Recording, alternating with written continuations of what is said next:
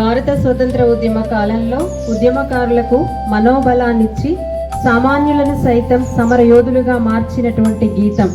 అహింసాయుత పద్ధతిలో కొనసాగిన భారత స్వతంత్రోద్యమానికి రణ నినాదంగా మోగినటువంటి గీతం అదే వందే మాతరం, వందే మాతరం. వందే మాతరం అనే పదం మన భారత జాతి యొక్క శాశ్వత భావోద్వేగం.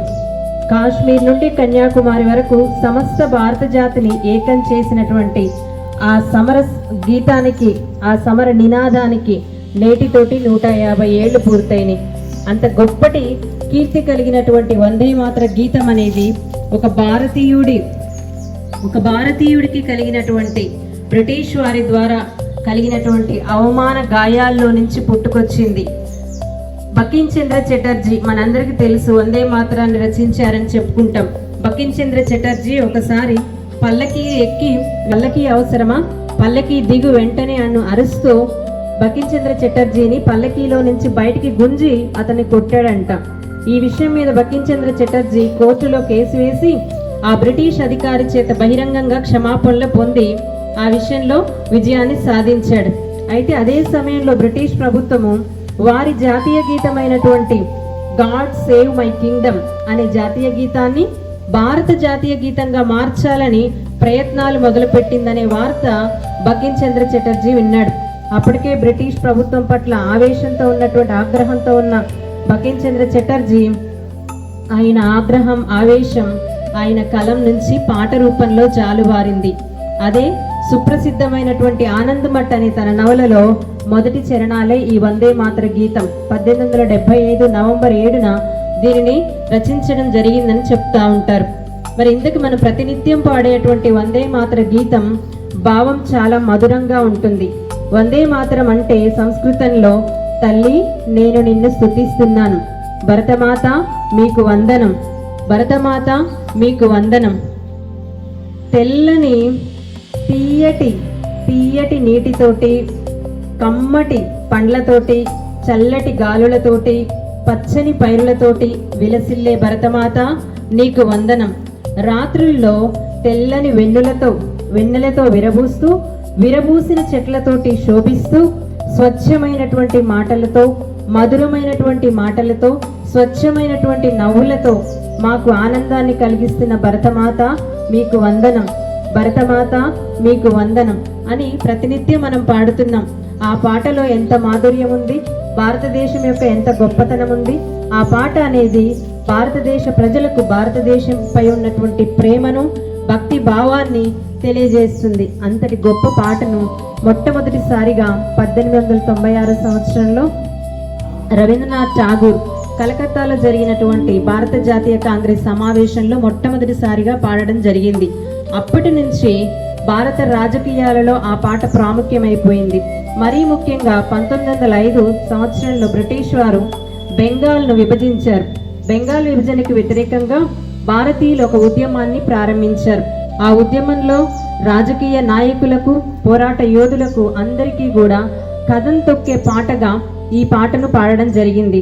ఆ రోజుల్లో వందే మాతరం అనే అక్షరాలు అగ్ని కణికల వలె మండాయి. వీధి వీధిన ఎక్కడ చూసినా వందే మాతరం అనే నినాదాలు మారుమ్రోగేవి.